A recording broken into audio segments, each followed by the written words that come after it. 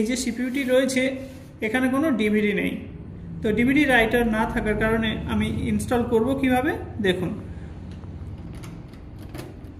Wifi রিসিভারটি connect করে দিলাম, এরপর আমি কানেক্ট করব একটি এক্সটার্নাল ডিভিডি।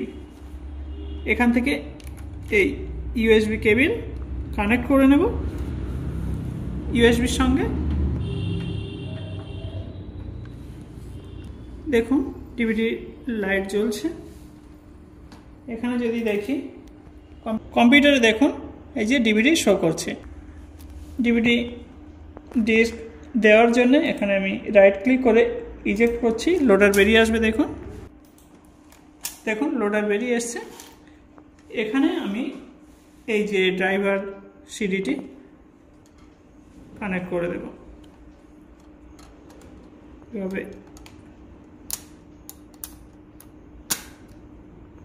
বসিয়ে দিলাম,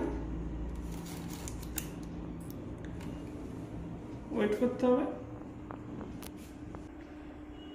দেখুন এখানে ডিভিডি শো করছে, এখানে ক্লিক করব, ড্রাইভার চলে এসছে। এখান থেকে আমরা সেটআপ করে নিতে পারবো ফাইলটি। এই যে সেটআপ ফাইল চলে এসছে, এখানে ক্লিক করে ইয়েস, এখানে গিয়ে নেক্সট করব। ড্রাইভার ইনস্টল হচ্ছে, ওয়েট করতে হবে। দেখুন ফিনিশ দেখাচ্ছে, রিস্টার্ট হবে। দেখুন এখানে ডিভিডি আমি খুলে নিচ্ছি, ইনস্টল হয়ে গেছে ড্রাইভার।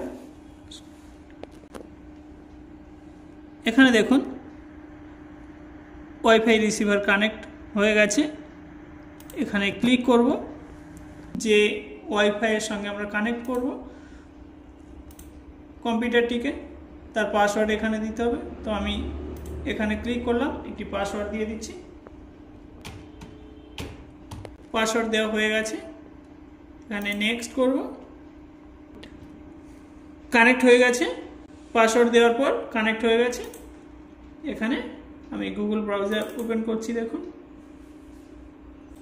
আমরা ইন্টারনেট করতে পারছি, ইন্টারনেটের কাজ আমরা এখানে করতে পারছি, দেখতে পাচ্ছেন।